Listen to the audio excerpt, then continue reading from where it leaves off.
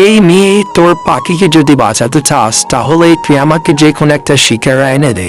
বাঘ মামা, আমি তোমার জন্য এমন একটা শিকার রেখেছি যে দেখতে তোমার চোখ কপালে উঠে যাবে। কোন শিকারটা রেখেছি সেটা তো আমি তোমাদেরকে দেখিয়ে দিব। তার আগে বন্ধুরা প্লিজ অন্তত পাখিটার জন্য ভিডিওতে একটা লাইক করে চ্যানেলটিকে সাবস্ক্রাইব করে দিও। আমি বাঘ মামার জন্য একটি খরগোশের বাচ্চা রেখেছি।